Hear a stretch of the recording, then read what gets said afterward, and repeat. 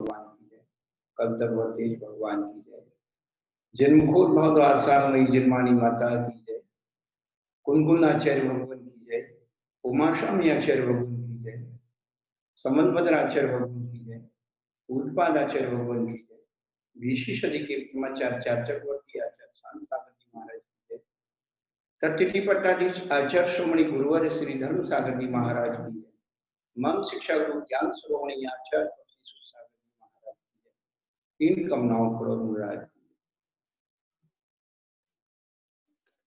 धर्मानुरागी अध्यात्माओं, बचपन से 55 हो गया धर्म की बातें सुनते सुनते। वास्तव में धर्म सुनने का उद्देश्य क्या है? क्यों हम धर्म की बात सुनते हैं? क्यों मैं धर्म की बात सुनना चाहता हूँ?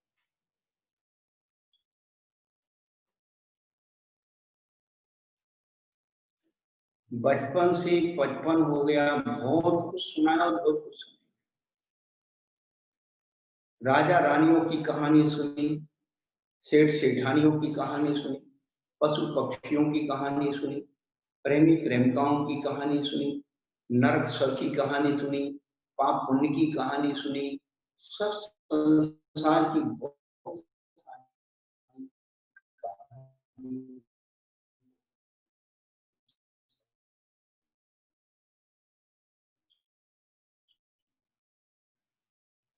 और बहुत सारी कहानियां याद। हाँ, लेकिन आज तक हमने अपनी कहानी, यहाँ हम जो बैठे हैं दुनिया की कहानी सुनाने के लिए नहीं बैठे, न दुनिया की कहानी सुनने के लिए बैठे हैं।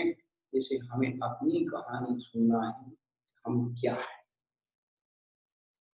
हम आपको कोई नई बात भी नहीं बताना चाहते, वही बात हम आपको बताना चाहते हैं जो हमारे कुनकुन आचार्य भगवान ने बतलाई है, उमास्वामी आचार्य भगवान ने बतलाई है, समन्वत्र आचार्य भगवान ने बतलाई है, पूज्यपाद आचार्य भगवान और परंपराचार्यों ने जो बात बताई वो बात हम आपको बताना चाहते हैं।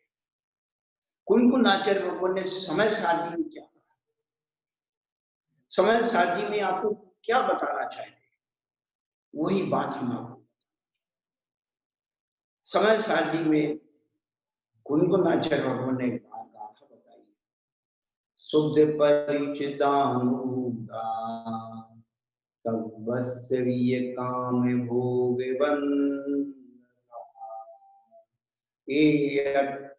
विलंबो नवीन सुलभो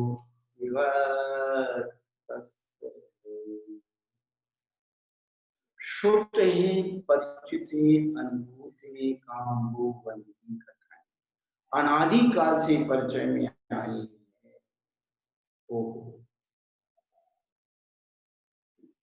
और ये सोलम हो बड़ी सुलभ है, गली गली में दुकानें लगी हुई हैं।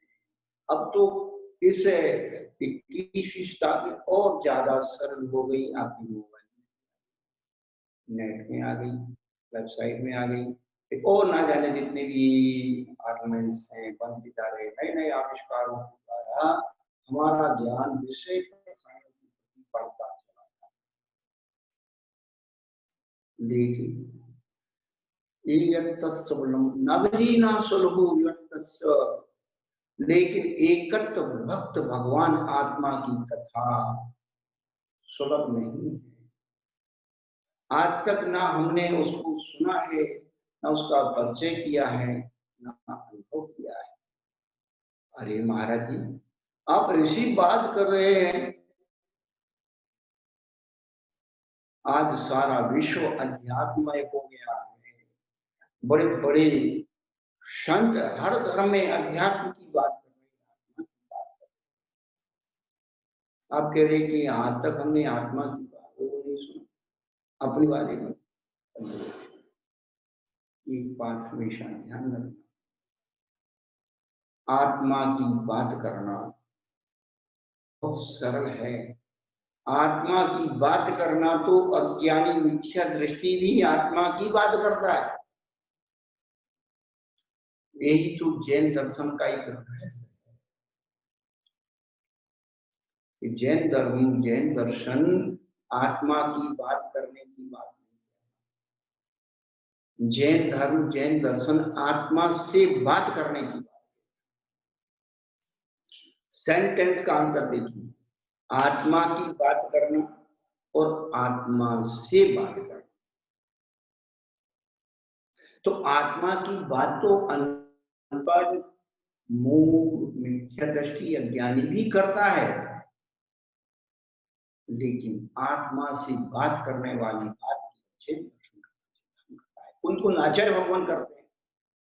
इस दुनिया में उसने बड़ी बात कर दी, इस दुनिया में उसने बड़ी बात कर दी, जिसने अपने आप से मुलाकात कर, इस दुनिया में उसने बड़ी बात कर ली जिसने अपने आप से मुलाकात कर ली। और कौन कहता है मुलाकात नहीं होती? कौन कहता है मुलाकात नहीं होती? मुलाकात तो होती है पर बात नहीं।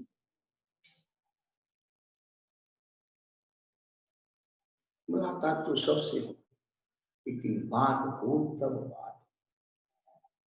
तो कहने का अभिप्राय कि जैन धर्म आत्मा से बात करने की बात है और हम लोग आत्मा की बात में लगे हुए हैं, उसी में उलझे हुए हैं, और इसीलिए हम लोग आत्मा की तो आचार्य भगवान कुंकुल भगवान क्या कह रहे हैं? शुद्ध परिचित सब काम भोग बन। काम और भोग की कहानियां अनादिकाल से स्वतः ही परिचित है। अब एक शब्द है काम और दूसरा है भोग। एक काम क्या है और भोग क्या है? हमारी स्पर्शन और रचना इंद्रिय, दो काम इंद्रिय, जो विषयों को अपने पास ला करके ही उसका अनुभव कर सकते, इसलिए इनको काम इंद्रिय कहा।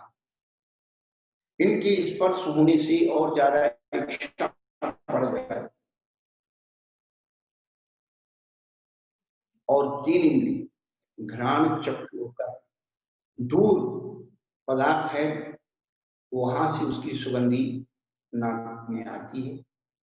वस्तु दूर रखी हुई दिखती है, जबकि दूर सुनाई पड़ता है। तो ये जो है भोग इंद्रिय, तीन इंद्रियों को भोग इंद्रिय में डाला और दो इंद्रियों को काम इंद्रिय में डाला। अभी हम लोग अपने व्यवहारिक गणित में परिपूर्ण नहीं कि इनको, इनका इंद्रियों का जो वाइब्रेशंस है वो किस तरह से उत्पन्न होता है। तो आपको जो दो बातें बताई जा रही है कि हमने सबके बारे में सुना है, लेकिन आज तक हमने अपने बारे में नहीं सुना। और जिधर हम अपने बारे में सुन लेंगे, समझ लेंगे, कल्याण का मार्ग, हमारा अस्तित्व क्या है, हम क्या है, कहां से आए, कैसे,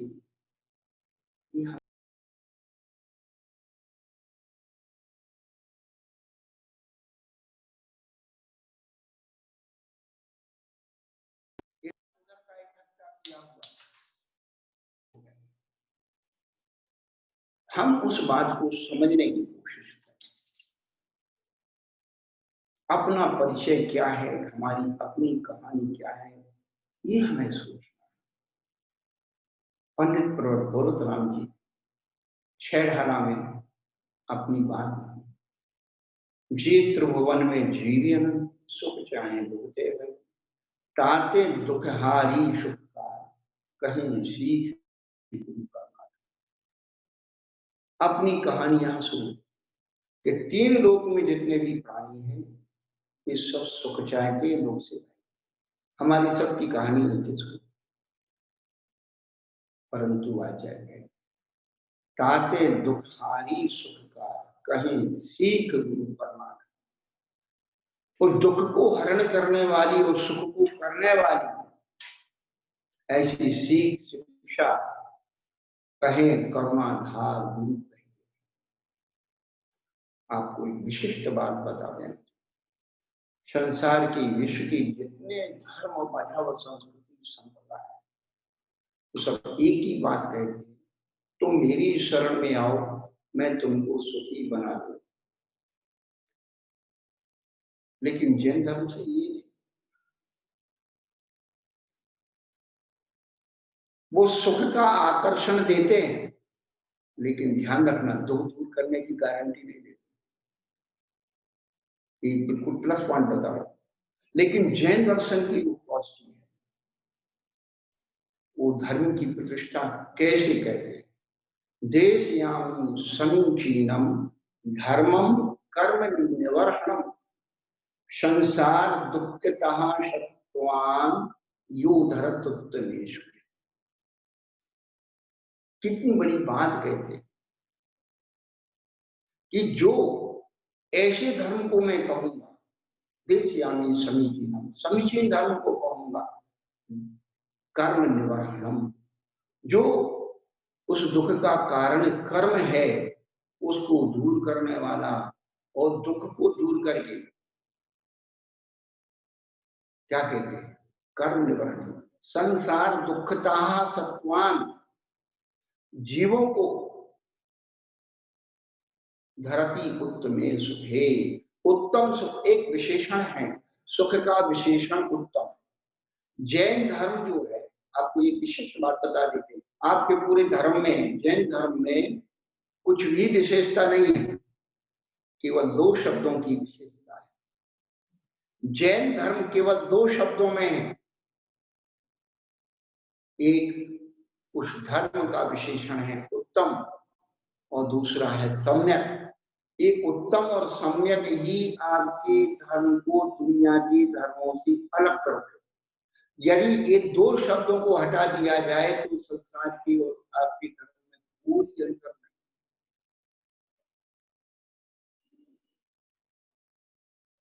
तो जो बात कही जा रही, संसार की जो धर्म है वो क्या करते हैं, आप दुखी हुई वहां गई, उन्हें कहा हमें यहाँ बड़ा कष्ट हुआ, उन्होंने क्या किया, आपने एक पोटली रखी हुई है अपने माथे पर, और उसके वजन से माथा दुखने लगा, अब वो पोटली आपको नहीं दिख रही, राग द्वेष की।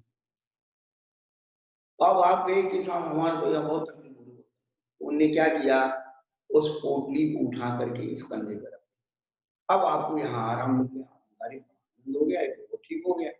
थोड़ी देर में, थोड़े दिन में फिर यहाँ दुखने लगा, आप फिर पहुंच गए कि भाई यहाँ दर्द हो रहा है, उन्हें यहाँ रख दी। तो हम लोगों ने दुख दर्द की कंधे बदले, जैसे अर्थी में कंधे बदलते ना, कि वही दर्द करने लगा, भाई उसको आराम क्या हो, अर्थियों के शवों के कंधे बदल गए। बंधु, उत्तम सुख क्या होता है, निर्दोष सुख, जिसके बाद कभी दुख की अनुभूति, वो निर्दोष सुख। तो कहें सीख गुरु कर्माधार, गुरु का विशेषण है करुणा, और करुणा का मतलब क्या है, जो कष्ट से उत्पन्न होती है,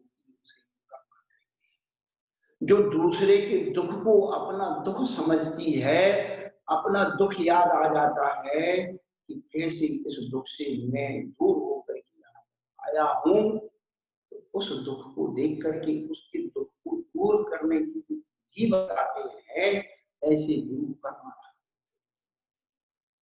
गुरु तो अब सुखी हो गए, गुरु ने तो दुख के कारणों को निकाल दिया और सुखी हो गए।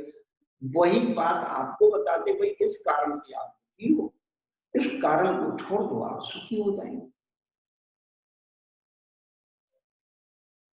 तो कहने का अभिप्राय ये है कि हम लोग अपने बारे में कब जानेंगे, कब सोचेंगे, सबके बारे में जान लिया, सोच लिया, समझ लिया, हम अपने बारे में कब सोचेंगे।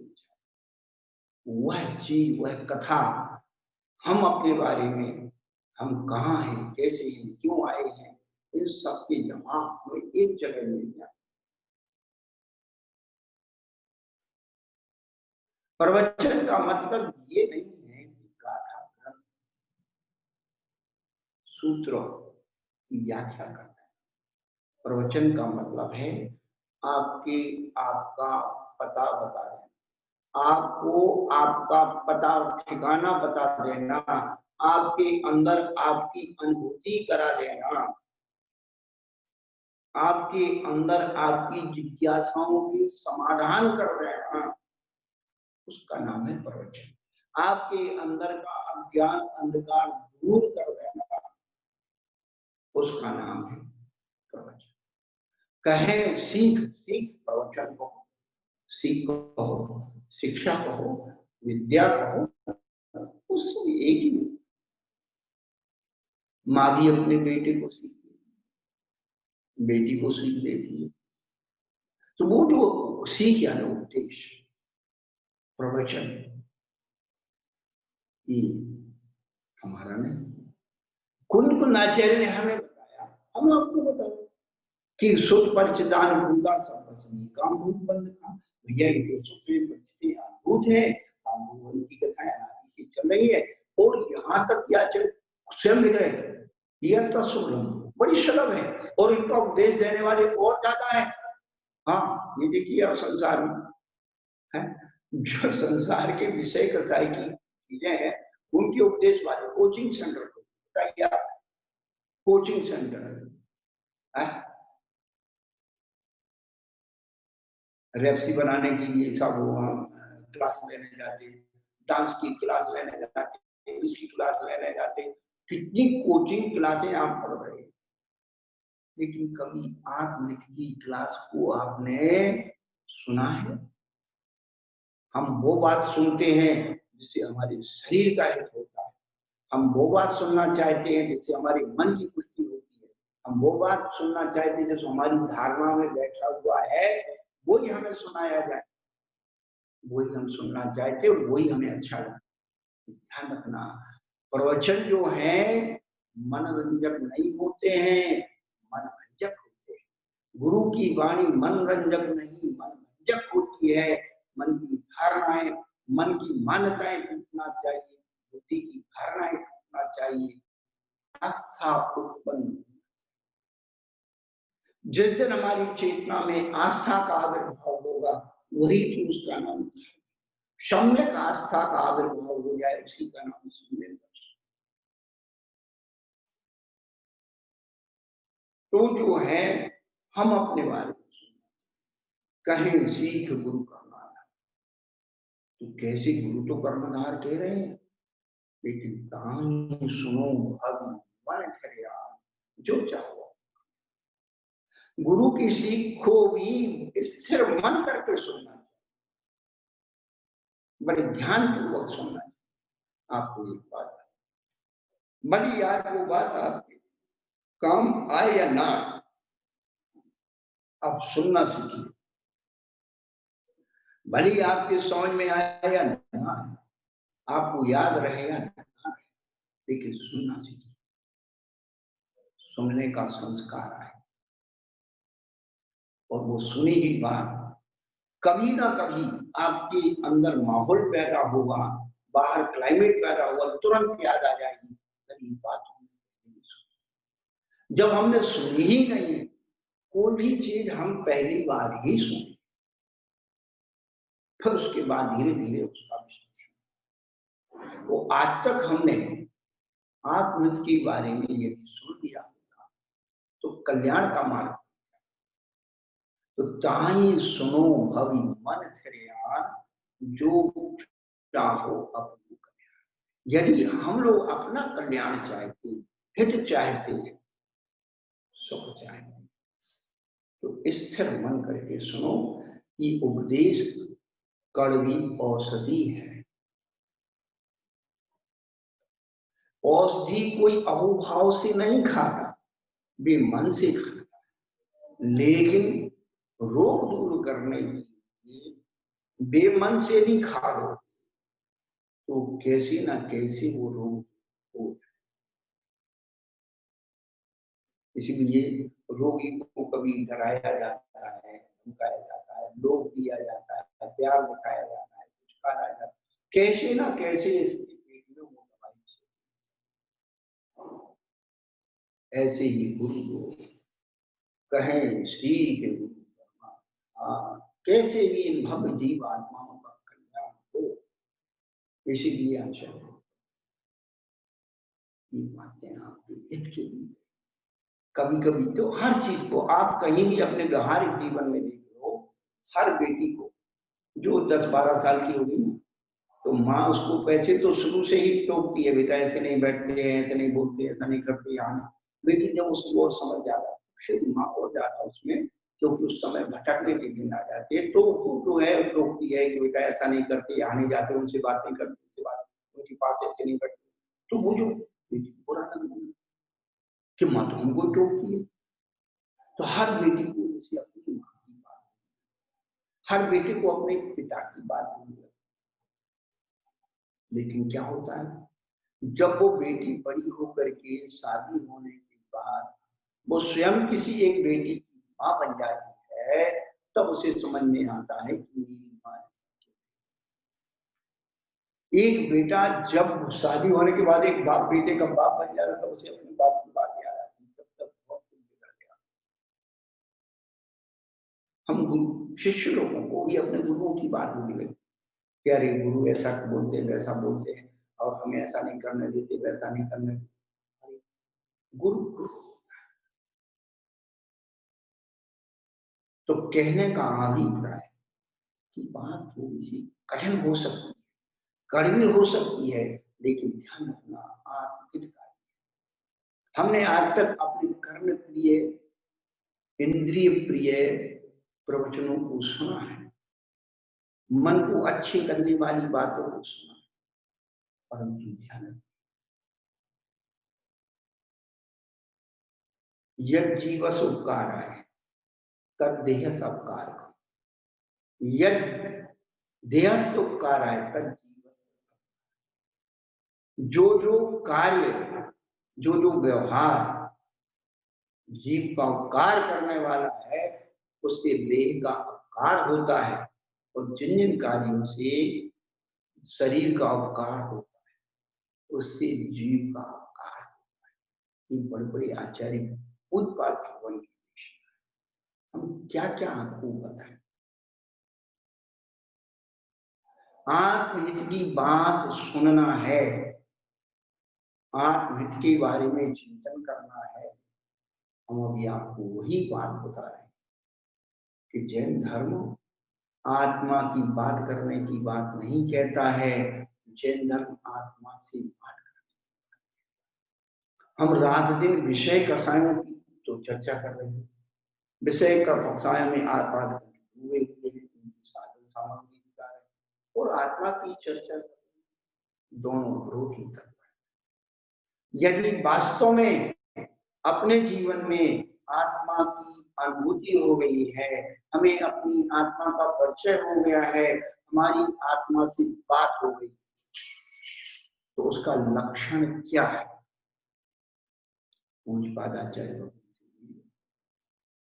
ये उन्होंने थर्मामीटर दिया है आपके अध्यात्म को समझने के लिए, अध्यात्म की अनुभूति के लिए। यथा यथा समायाति संवित्तौ तत्त्वमत्त्वम् तथा तथा न रुचन्ते विषया। यथा यथा समायाति संवित्तौ तत्त्वमत्त्वम् तथा तथा न रुचन्ते विषया स्वभावि, और यथा यथा न रुचन्ते विषया स्वभावि तथा तथा समायाति संवित्तौ। जैसे जैसे इस जीव को संसार के सुलभ विषय की रुचिकर नहीं होती, वैसे वैसे इस जीव को उत्तम तत्व, और जैसे जैसे इस जीव को उत्तम तत्व की अनुभूति होती है, वैसे वैसे इस जीव को संसार के सुलभ विषय भी रुचिकर नहीं होते हैं। ये उसका थर्मामीटर है अध्यात्म।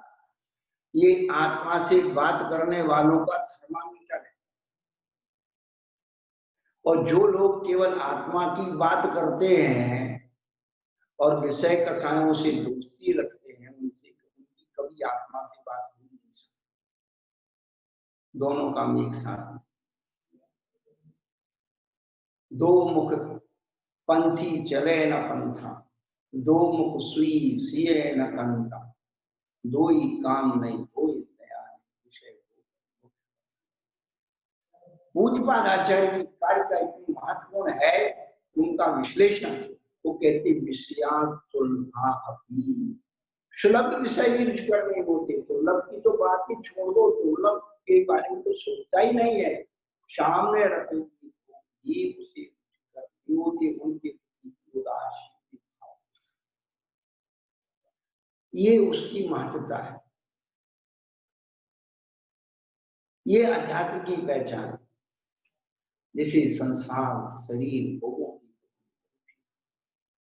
अमृतचंद सूरी ने समय सारी ग्रंथ की टीका लिखी, आत्मख्या, उसमें कलश लिखा है सम्यक दृष्टि भवति नित्यम ज्ञान वैराग्य। सम्यक दृष्टि जीव को ज्ञान वैराग्य। वैराग्य का मतलब वही है, आसक्तियां छूट गए, सुख की आसक्ति छूट जाती, पाप तो छूट ही जाता है, उनके प्रति उदासीन।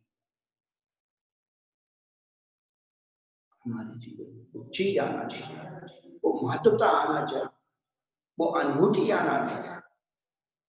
तो कहें ताई सुनो मन थिरे आ, जो चाहो अपना करो।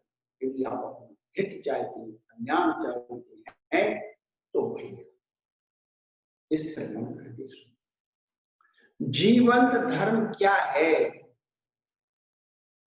धर्म तो हमने बहुत सुने, जीवंत धर्म क्या? जीवंत धर्म है आत्मा का हित। और जीवंत अधर्म क्या है? आत्मा का अहित। अब आत्मा का अहित क्या है? आत्मा का अहित क्या है? तो आप सब बचपन से अपन लोग पढ़ते आ रहे हैं, आत्मा की अहित विषय मेरी परिणति। आत्मा के अहित करने वाले जो विषय कसाय हैं, और उनसे यदि हम लोग मर्यादित होते गए, छूटते गए, ऊपर उठते गए, तो आत्महित में लग जाएंगे। आत्मा का हित ग्रंथ गाथा टीका सूत्र रखने से नहीं है। आत्मा का हित अपने उन आत्मा की अहित कार्यों की सोचने में है, इनको हमने अनादिकाल से सब कुछ किया, इनसे केवल संक्लेश, तृष्णा, ईर्षा, देश, यही चीजें हैं अनादिकाल से। कहने का हम अपने आप को कैसे पहचाने, हम अपने आप को कैसे जाने, अपने बारे में कैसे सुने, ये प्रसंग हम आपको इस भूमिका आपको बना रहे, फिर आपको वहीं ले जाएंगे जहां आप वास्तव में जाना चाहते हैं, और जो आप समझना चाहते हैं। आपके अंदर उठने वाली हर एक जिज्ञासा का समाधान आचार्य पुनीत ग्रंथों के द्वारा होना चाहिए। तो हमारी कभी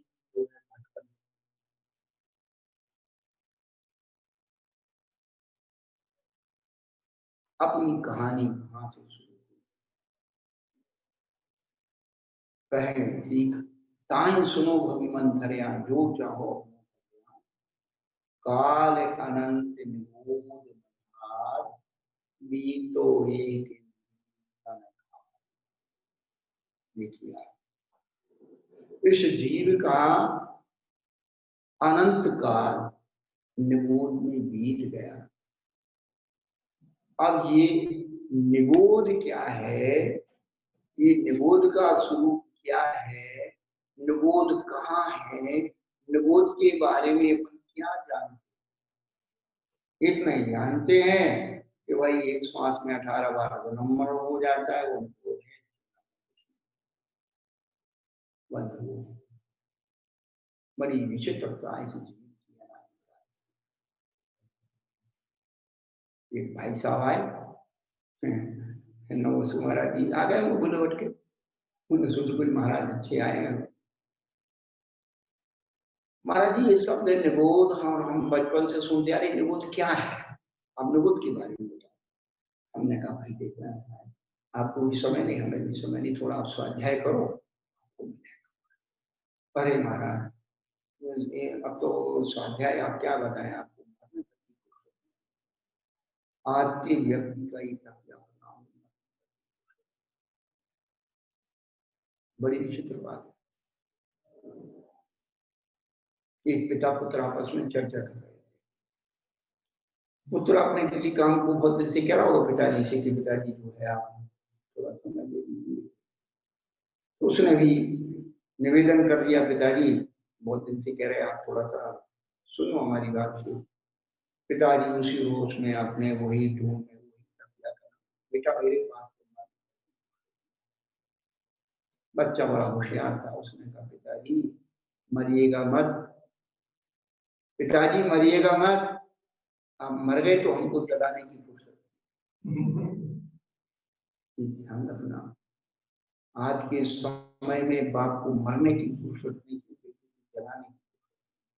आप सब अनुभव कर रहे हैं कोरोना के काल में कितने लोग मर गए, उनके कोई कंधा देने वाला नहीं, कर्मचारियों ने आग लगाई बेचारे, और लोगों ने उनको जलाया, जा ही नहीं सकते। सोचिए, चेहरा देखने को नहीं मिलता, कफन नहीं मिलता, क्या है। आज से 30-40-50 साल पहले पुराना जमाना देखा है कि भाई जो है कोई मर जाता था घर में तो कम से कम 13 दिन तक 13वीं करके ही लोग अपने काम में रखते। आज तो भैया आपका अकेला बच्चा, आज का समय ये है कि वो रहता है बाहर, आप रहते हैं यहाँ, आपका राम नाम सत्य हो गया, खबर पहुंची बेटे को बच्ची को, बेचारा सोचते हैं अरे बाप पहली बार तो मर रहा है, चलो भाई जाते हैं, रात भर भागते हैं साधनों से, सवेरे पहुंचे, सब इंतजार कर रहे होते वो आएगा। अब वहां पर उसके क्रियाक्रम किए शमशान में, और कंधों पे तो रख नहीं जाना है, सब एम्बुलेंस से जो बना दिए साधन उनके क्या, उधर कोई बचा नहीं। वहां से संस्कार करके आए और घर में हम पूछ रहे क्या होगा, तो कुछ पता ही नहीं है कि क्या होता है। तो उन्होंने कहा भाई देखो ऐसा है, हम लोग है, उठावनी होगी 3 दिन, तो जो है 3 दिन में क्या होता है, उठावनी होती है, और 13 दिन बातचीत भी होती है। तो अब जब ऐसा प्रस्ताव रखा गया तब किसको, तो कहते भैया एक काम करो, सुबह उठावनी कर दो, शाम को भी कर दो, आपके रिश्तेदारों को भी फुर्सत नहीं, वो भी चाहते हैं कि भाई एक ही बार में सब। अब बताइए आपको वो 13 दिन बैठ के रोने वाला आज की एक पोजीशन है, आज की ये सारी परिस्थितियां हैं, भविष्य की परिस्थिति आपको बता रहे जो आज की बाद आने वाली परिस्थितियां हैं, 10 साल बाद 15 साल बाद की परिस्थितियां।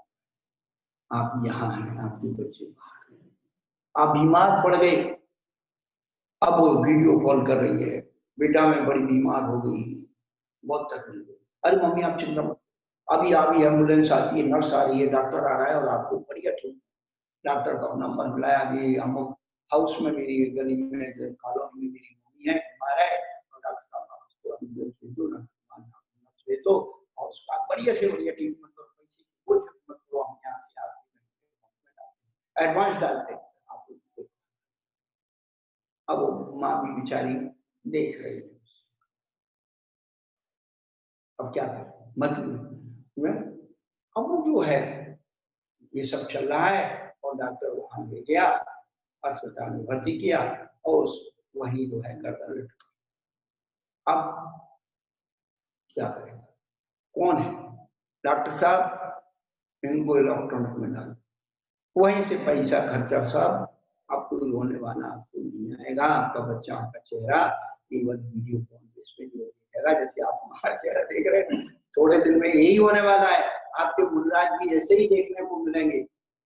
हाँ, सरकार कहेगी सामाजिकता सांप्रदायिकता, अरे आपको महाराज वही यहाँ मत निकालो। क्या सोच रहे हो आप ये सोच रहे हो ना कि हम बहुत बड़े धर्मात्मा और परमात्मा बन जाएंगे। धर्मात्मा परमात्मा होने के लिए बहुत पापड़ बेलना पड़ेंगे बेटा। जितने धर्मात्मा परमात्मा बने ना, उनकी इतिहास को पढ़ो तो कैसे बने।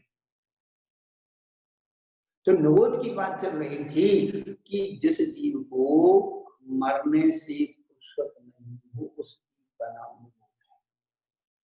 एक श्वास में 8-10 बार जन्मों एक श्वास में जो 18 बार जन्मता और मरता है, उसे जैसे मरने से फुर्सत नहीं हो, और आपको मरने की फुर्सत नहीं। और साधु का मतलब जिसने अपने जीवन में मरने की फुर्सत निकाली, वो साधु। कबीरदास जी ने कहा, जिस मरने से जग डरे मेरे मन आनंद, और मरने से ही पाइए पूर्ण परमानंद। कहते बिना मरे स्वर्ग थोड़ी मिलता है, बिना मरे स्वर्ग मिलता है। हमारे पूज्य तरुण सागर जी महाराज एक बार अहमदाबाद की सभा में, वो 1000 लोगों की सभा में होते थे। पूछा, भाई स्वर्ग कौन कौन जाना चाहता है, हाथ उठाओ। पूरे सभा ने हाथ उठा के दूर दूर सब जाना चाहते थे। थोड़ी देर महाराज ने इधर की बात की और फिर पूछा, भैया स्वर्गवासी कौन कौन होना चाहता है? सब नीचे ऊपर, स्वर्ग सब जाना चाहते हैं, स्वर्गवासी कोई नहीं। अरे भाई बिना मरे स्वर्ग नहीं मिलने वाला।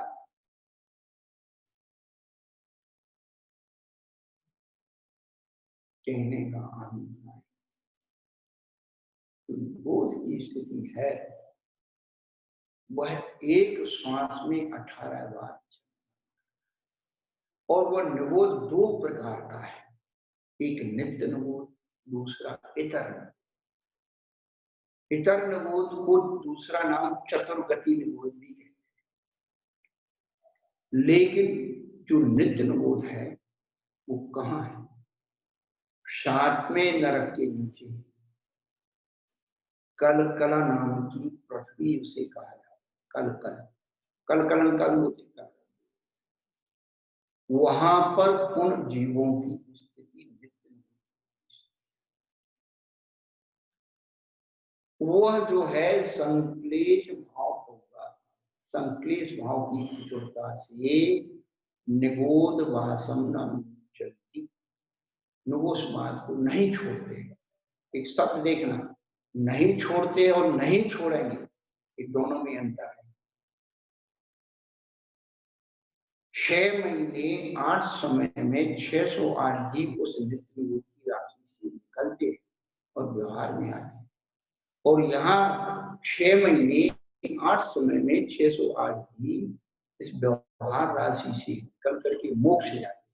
इसलिए इस व्यवहार राशि की संख्या बराबर होनी। हम भी ये सोचे सब्जी मोक्ष चले जाए तो संख्या खाली हो जाए, तो यहाँ क्या वजह है?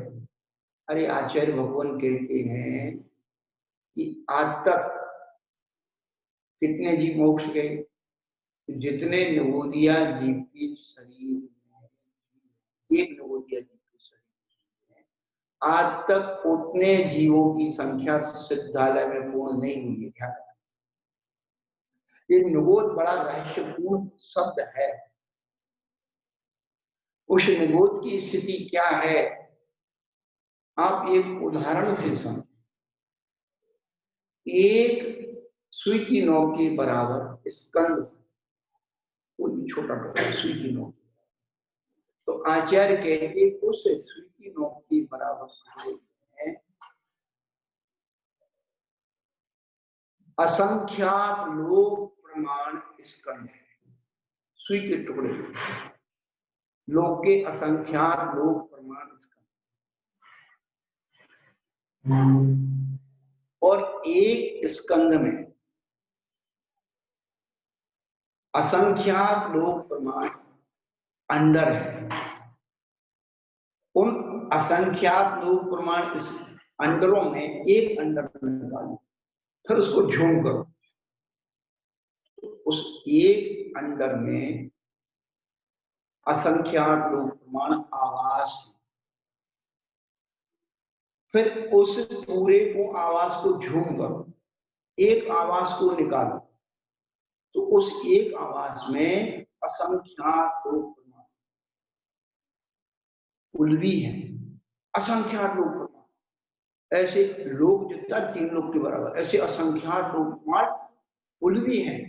फिर से एक उल्वी को निकालो, उससे झूम करो, तो आचार्य कहते हैं एक उल्वी अनंत निबोध शरीर है, अनंत निबोध।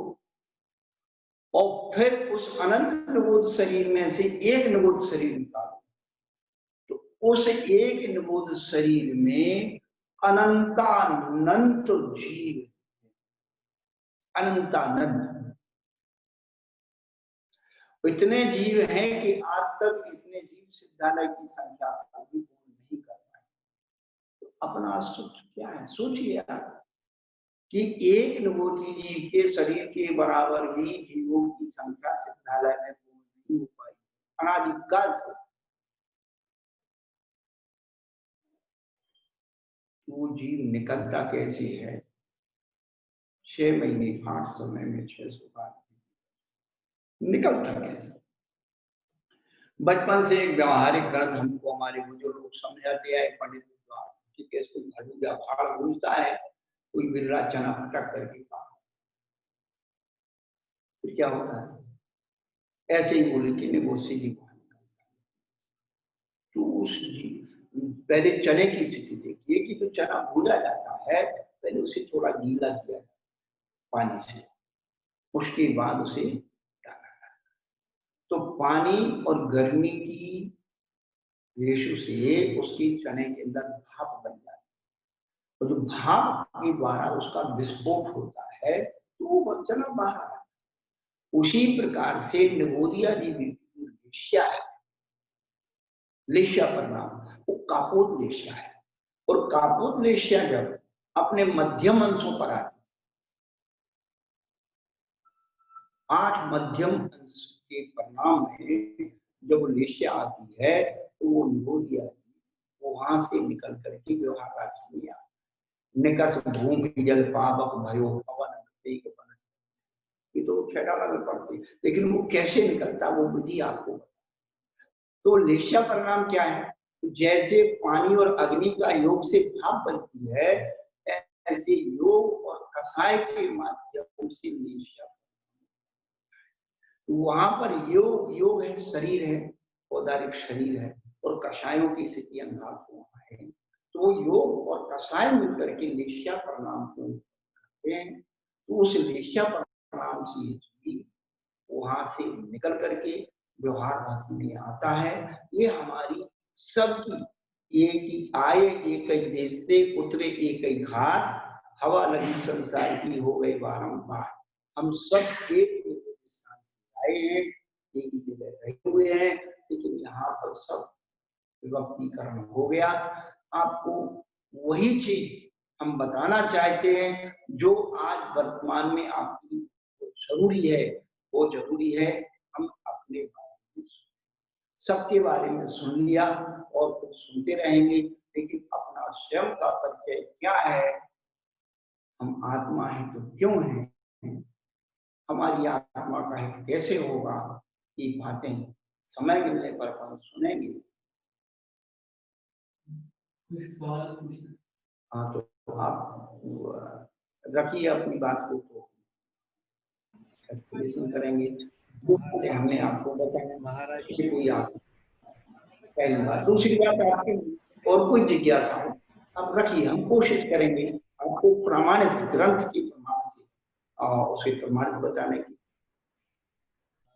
कोई भी प्रश्न करना चाहता हो तो अपना मुंह खोल के आप बात कर सकते हैं। कोई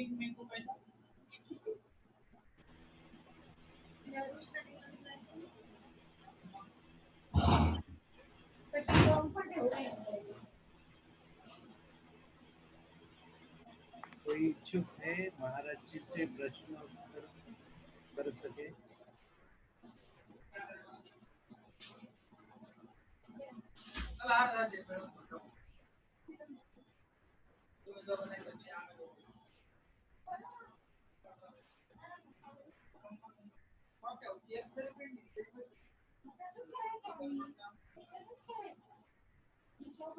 हमारी आवाज आ रही है सबको?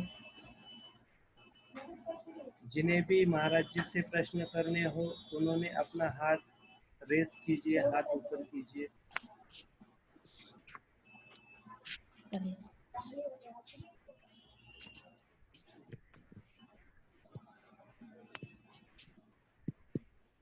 पूछ सकते हो आप, आपका म्यूट ऑफ कीजिए।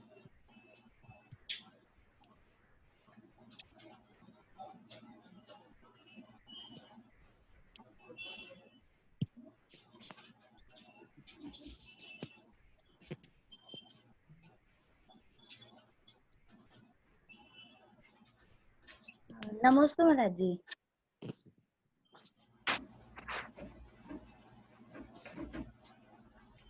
बोलिए बोलिए। महाराज जी, एरिया समिति में 4 हाथ भूमि शोधन करके या देख के चलना चाहिए, लेकिन आजकल जितने भी ब्रह्मचारी हैं, आजकल तो बहुत सारी फैसिलिटीज हो गई है कि वो फ्लाइट में ट्रेवल कर सकते हैं, ट्रेन में कर सकते हैं, गाड़ियां हो गई हैं, तो फिर उसमें कैसे इस चीज का पालन होगा?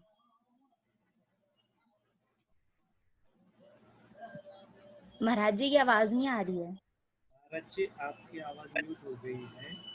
मोहित जी आप म्यूट ऑन कीजिए महाराज जी का।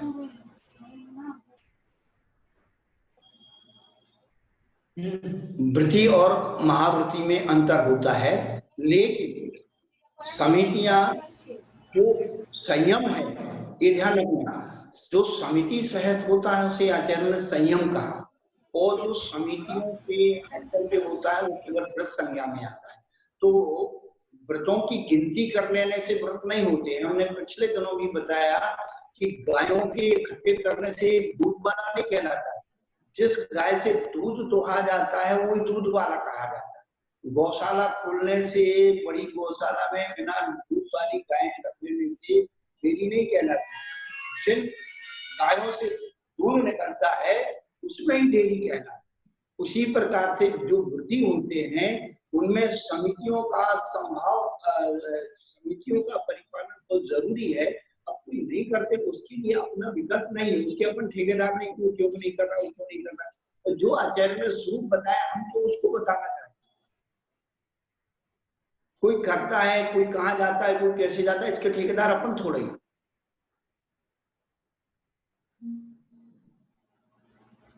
नमस्ते महाराज जी। और कोई महाराज जी एक प्रश्न है दिल्ली से कि ये जो एक सामूहिक मृत्यु हो जाती है, जैसे कोरोना की एपिसोड के बाद एक साथ सामूहिक लाखों आदमी मर जाते हैं, तो क्या उनकी आयु कर्म का क्षय एक साथ हो जाता है? हाँ, आपने बहुत अच्छा प्रश्न किया। हमारे यहाँ सामूहिक जो बंद है, जिसको सामूहिक बंद कहते हैं, कुछ लोग ऐसे कार्यों की सामूहिक अनुमोदना करते हैं, तो उन सामूहिक अनुमोदना के कारण उनके कर्मों पे सामूहिक पड़ जाते हैं। जैसे हमारे वर्तमान युग में कथा आती है कि एक कुंभकार था और वैसे तो जो है और लोग थे, तो एक गुलदार जब निकले तो सारे गांव के लोग उनको निंदा कर रहे थे, बुराई कर रहे थे और अवहेलना कर रहे थे, लेकिन एक व्यक्ति ने उनको सबको रोका कि नहीं ऐसा मत करो, ये भगवान है। तो उन लोगों ने सामूहिक बंद किया, तो उसी रूप में पैदा होकर के और गांव में अग्नि लग करके वो सारे एक साथ मर गए, लेकिन वो बच गए। तो ये हमारे यहाँ ज्ञात तीव्र मंद ज्ञाता ज्ञात भावादि कर्म वीर विशेषी तद विशेषा, जो कर्म के आश्रय की प्रक्रिया है कि तीव्र भाव, मंद भाव, ज्ञात भाव, अज्ञात भाव और अधिकरण। तो जैसे अधिकरण होते हैं वैसे अधिकरणों से शक्ति होती, वैसे स्थिति अनुभागों की एक से पड़ जाते हैं और सामूहिक मृत्यु होती। चलिए, समझ में आया डॉक्टर साहब? डॉक्टर साहब आपका अनम्यूट कीजिए, आप बोलिए।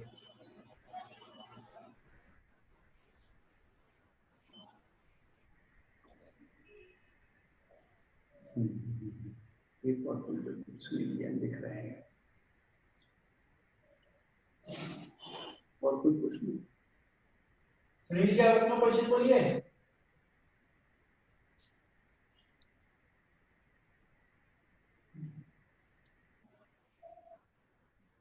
जिसे भी मुनि श्री से कुछ क्वेश्चन पूछने हो वो अपना म्यूट ऑफ करके सीधा पूछ सकते हैं। आवाज नहीं आ रही।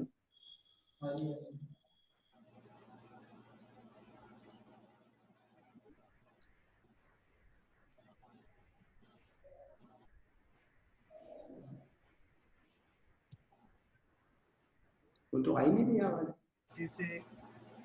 किसी को कोई प्रश्न है महाराज जी से? हाँ हाँ पूछो, क्या बोलो? लगता है महाराज जी किसी का कोई प्रश्न नहीं है। लगता है किसी का कोई प्रश्न नहीं है, इसलिए कोई प्रश्न नहीं कर रहा है। नहीं, एक प्रश्न हम और कर सकते हैं महाराज जी। हाँ हाँ करो। दूसरे, ये जो ऐसा कहते हैं कि मथुरा में भगवान राम उस समय सप्त ऋषि आए थे, उस समय एक महामारी फैली थी जिससे कि सब व्यक्ति खत्म हो गए थे। हाँ। उस समय मुनिराज ने शांति विधान करने का उनको प्रेरणा दी। हाँ। और उसके प्रभाव से वहां पर वह महामारी खत्म हो गई और पुनः मथुरा नगरी बस गई, ऐसा उल्लेख शास्त्रों में आता है। तो क्या यह महामारी जो इस समय फैली हुई है, इसका भी कोई ऐसा समाधान धार्मिक रूप से निकल सकता है? हाँ है, हमारे पूज्यपाद आचार्य ने भी स्वयं बताया है। शांति भक्ति में क्रुद्धासीर विषदुर्जय विसज ज्वालावली विक्रमो विद्या भैसज मंत्र तो यह नहीं यातिम प्रशांतिम यथा। इस महामारी का उपचार बिल्कुल सॉलिड है। आप अपने प्राचीन समय में जो हमारे मंदिरों में घी और अन्य प्रकार की सामग्रियों से, धूप से, दशांग धूप से हवन होता था, वो क्या था? हवन जो है वातावरण को एस्टलाइज करता। मंदिरों में धूप जलती थी, एस्टलाइज होते थे। तो हवन जो है और जो है दीपक है, जो ध्वनि है, ये इसके उपचार हैं, वैज्ञानिक उपचार है, कोई तांत्रिक उपचार नहीं है। अभी जैसे कि प्रारंभ में ताली और थाली बजाई गई, तो वैज्ञानिक लोग कहते हैं कि ये जो विषाणु है, ये ताली और थाली की आवाज से क्या होते हैं, उनके क्रिस्टल बहुत क्षीण हो जाते हैं, वो जितने नष्ट हो जाते हैं, जो उनकी पावर शक्ति वो कम हो जाती है। तो जो है हवन आदि के द्वारा, मंत्र शक्ति के द्वारा, तंत्र शक्ति के द्वारा इन रोगों को दूर किया जा सकता है। और कोरोना रोग पर जो बिल्कुल देशी दवाइयां हैं, जैसे कि उन्होंने कहा कि हमारे मोदी साहब कह रहे हैं कि काढ़ा, उस काढ़ा में प्राचीन काल में से 50 साल पहले जिसको खांसी हो जाती थी, कफ जम जाता था, तो खांसी कहलाती थी।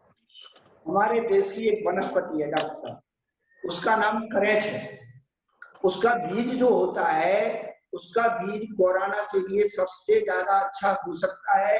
वो अंदर के कफ को, जमा हुए कफ को या फेफड़ों को सक्रिय कर सकता है। तो हमारे यहाँ जो दसमूल का काढ़ा है और जो काली मिर्च का काढ़ा है, जो भी चीज के काढ़े थे, ये फेफड़ों में शक्ति बढ़ाने वाले थे। और उन चीजों पर यदि आ जाए तो अपन लोग जीत सकते हैं, सब कुछ नहीं है। लेकिन हम लोग ठंडा पानी पीते हैं, और अभक्ष वस्तुएं खाते हैं, उससे जो है शरीर का आर्मेचर जो है डिस्टर्ब हो, और कुछ नहीं है। आप अपने शरीर का आर्मेचर मेंटेन रखिए, बीमारी आपसे दूर भागे।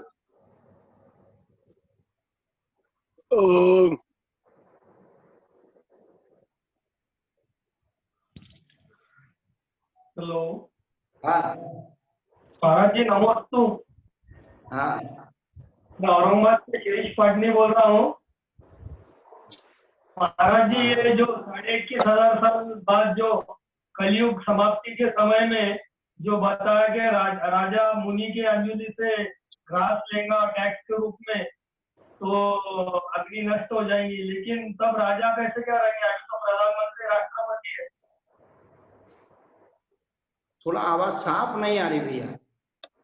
महाराज जी 21,500 साल पहले। हाँ नहीं, टैक्स लेगा ये तो समझ में आ गया, लेकिन आप उसके बारे में फिर बात क्या कहना चाहते?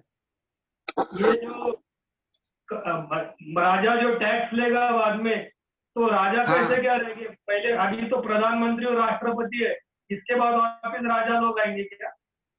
हाँ, आपने बहुत बढ़िया प्रश्न किया है। आपको ये जानकारी होना चाहिए, आज भी हमारे भारत में जैन राजा विद्यमान है। पता है आपको? जैन राजा आज भी पृथ्वी पर है भारतवर्ष में। पता है आपको कौन है? नहीं पता है। हमारे देश में आज भी जैन राजा, दक्षिण भारत में जो वीरेंद्र हेगड़े हैं, वो हमारे जैन राजा हैं। लोगों को नहीं पता है। वो सरकार को एक भी टैक्स नहीं देते हैं, और उनके राज्य में 7 घंटे तक ट्रेन दौड़ती है, वो उनका पूरा राज्य है। और पूरी उनके यहाँ पुलिस नहीं होती है, उनकी गद्दी लगती है और लोग वहां फरियाद दे के जाते हैं। जो वो निर्णय देते हैं वो सरकार भी मान्य करती है। आप ये सोचिए, जैन राजा जब तक है तब तक हमारी जो जैन धर्म रहेगा।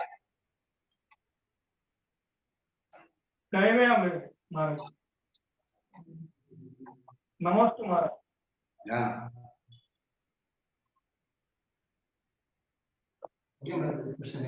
हाँ आप पूछो महाराज। अभी वर्तमान में एक टीडी दल है, टीडी करना है, वो असंख्यात जीव है। महाराज जी असंख्यात जीव एक साथ विचरण कर रहे हैं, एक साथ असंख्यात कैसे? ये सब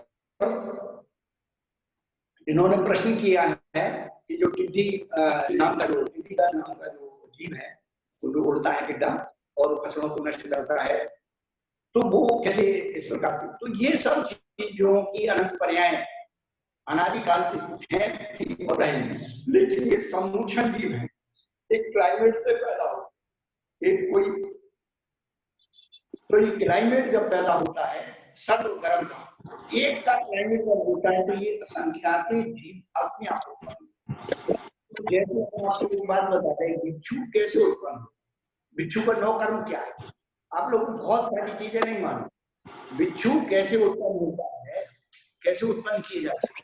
तो जहां पर गधे या घोड़े का मुंह, गोबर, मथा हो, अन्य आदि के काम हो, वहां पर आप डाल दीजिए, 2-4 दिन के महाराज जी जमुना लाल जी जैन अभी आप अपने कार्यक्रम में उपस्थित है, वो अपनी बात यहाँ पे रखना चाहते हैं। हाँ रखो।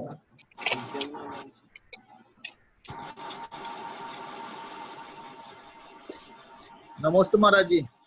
हाँ आपका रत्न थे ठीक है महाराज जी? हाँ भैया ठीक है। महाराज जी एक प्रश्न मेरे मन में है कि जब भगवान नेमिनाथ को वैराग्य हुआ था, तो क्या सच में उनको पशु बलि उसमें दी जाती थी? ऐसा था? प्रमाण है? दिखाने के लिए मैं आपको एक बात बता दूं, आप हरिवंश पुराण उठा करके पढ़िए। हरिवंश पुराण में उसका बहुत अच्छा वर्णन किया है। हरिवंश पुराण। हम लोग कई चीजें हमारे दिमाग में सुनी सुनाई हुई हैं और इससे हम लोग बैठे हुए हैं। आप हरिवंश पुराण में उसे वैराग्य का वर्णन पढ़िए कि पशुओं की स्थिति क्या थी और नेमिनाथ, क्योंकि हम अपने मुंह से बोलेंगे तो आपको फिर वही बात भूलेगा। लेकिन महाराज जी आपके सुने का अच्छा लगेगा तो आपकी शंकाओं का समाधान होगा। हम आपको प्रमाणित ग्रंथ बता देते हैं कि आप हरिवंश पुराण में नेमिनाथ के वैराग्य का वर्णन पढ़िए, आपको वहां बहुत बिल्कुल पोजीशन मिल जाएगी। महाराज जी इसलिए पूछ रहा हूँ कि उस समय दीपायन मुनि के टाइम में कोई जंगलों में शराब फेंकवा दी गई थी ऐसा कहा गया है, और उस शराब को पी के वहां के राजा के लड़कों ने जो किया, तो इसका मतलब शराब और ये सब चीजें चलती थी क्या उसमें, ये पूछ रहा हूँ। नहीं, तो ये 5 पाप तो अनादि काल से हैं, सप्तव्यसन अनादि काल से हैं, बुराइयां अनादि काल से। तो वही महाराज जी मुझे पूछना है। ठीक है, आपने बोला अभी कहीं ऐसा बोलता है उनको वैराग उत्पन्न करने के लिए पशु बांधे गए थे, कहीं ऐसा बोल रहा है पशुओं का रियल में नहीं, ऐसा तो ये हमारे पंडित विद्वानों ने कहा है। आप वही बात मैं बोल रहा हूँ कि आप हरिवंश पुराण उठा के पढ़िए, आपको वहां प्रामाणिकता से वो बात मिलेगी। ठीक है महाराज जी, कल और पूछूंगा कोई प्रश्न। हाँ ठीक है, आपका रत्न ठीक है महाराज जी? हाँ सब बढ़िया। बस ठीक है, आप हमें ऐसे उपदेश देते रहें। नमस्ते महाराज।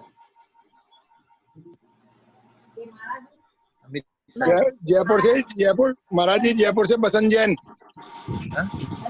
चालू है जयपुर से बसंत जैन।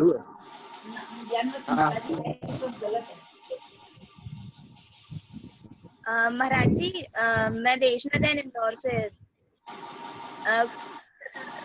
लोग कहते हैं कि धरणी पद्मावती माता और मानवत बाबा को नहीं पूछना चाहिए, लेकिन हम सबसे ये सुनते आ रहे हैं कि मानभद्र बाबा जो हमारे जिन तो हमारे धर्म।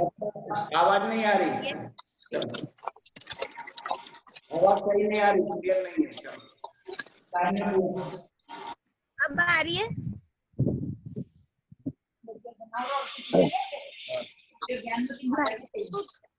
लोग कहते हैं कि धरने और नहीं पूछना चाहिए, लेकिन हम ये सुनते आ रहे हैं कि हमारे जिन शासन देवी देवता जो है वो हमारे धर्म की रक्षा करते हैं, तो यह युक्ति जो है इन लोगों की वो सत्य है।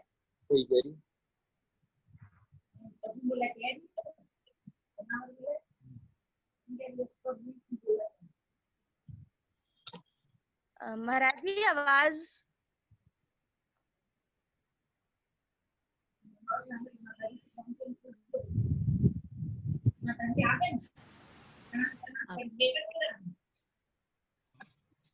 जी आप पुनः ये प्रश्न फिर से करिए जरा, क्या प्रश्न किया आपने? महाराज जी कुछ तथाकथित लोग धरणे पद्मावती माता को नहीं पूजना चाहिए, लेकिन हम सुनते आ रहे हैं कि जिन शासन देवी देव जो हैं वो हमारे धर्म के रक्षक हैं है इन लोगों की।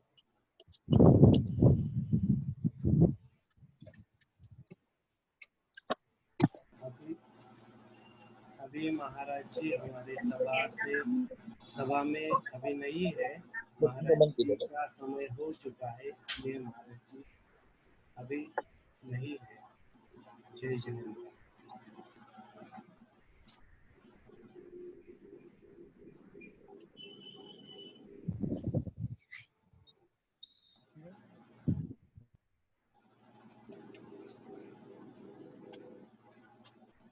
थोड़ी ही देर में ध्यान सागर जी महाराज श्रवण बेलगोला से हमें 4:30 बजे प्रवचन देंगे।